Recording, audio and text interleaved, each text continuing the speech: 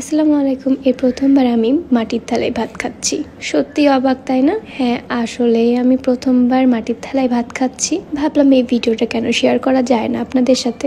গরম ভাত আর ছোট মাছের তরকারি দিয়ে ভাত খেতে কিন্তু খুবই ভালো লাগে। দিন শেষে আমরা বাঙালি ভাতটাই খুঁজি। যতই সারাদিন ভালো মন্দ খেয়ে আসি, কিন্তু গরম ভাত না পেলে হয়ই না। শুধু কি গ্রামেই মাটির থালা দিয়ে ভাত খাওয়া যায়? আসলে এটা একদমই না। কই, আমি তো শহরে বসে মাটির থালাতে ভাত খাচ্ছি। আজকে এই এক্সপিরিয়েন্সটা আপনাদের সাথে শেয়ার করতে খুবই ভালো লাগছে।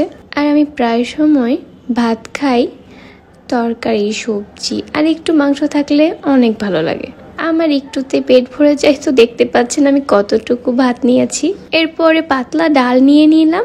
ডালটা ভালো করে ভাতের সাথে মাখিয়ে নিলাম। আমার ভাবির হাতের রান্না খুবই মজা। আমি যদি আপনাদেরকে আমার ভাবির হাতের রান্না খাওয়াতে পারতাম তাহলে বুঝতেন। অনেক সময় অনেকবার আমি নানি বাড়িতে গিয়েছি, কিন্তু ওখানে মাটির থালায় কখনোই ভাত খাইতে পারিনি বা কোনো অন্য খাবারও খাইতে পারিনি। আমি আবার অনেক ভিডিওতে দেখলাম অনেকে মাটির থালাতে ভাত খাচ্ছে, গ্রামে যেয়ে ভিডিও করছে, কিন্তু আমার তো ওই সুযোগটা নাই। তাই ভাবলাম যে বাসাতেই এটা করা যাক না কেন। এরপরে একটা মাংসর পিস নিয়ে নিলাম, যেটা হচ্ছে একটু পুরা পুরা টাইপের, যেটাকে বলে মাংসর ঝুড়ি না কি যেন। কোরবানি ঈদের পর আসলে মাংস খাইতে খাইতে একদম ফুল, কিন্তু গরুর মাংস থেকে কখনো অরুচি ভাবটা আমার আসেই না।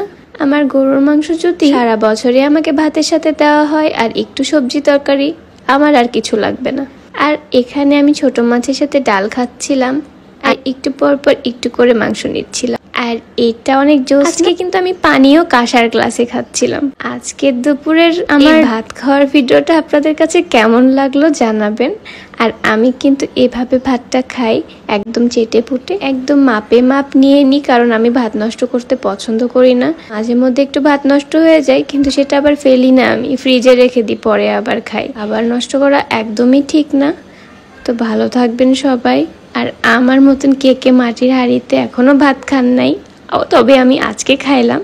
তো কেমন লাগলো ভিডিওটা জানাবেন। আর ভালো থাকবেন সবাই। আল্লাহ হাফেজ।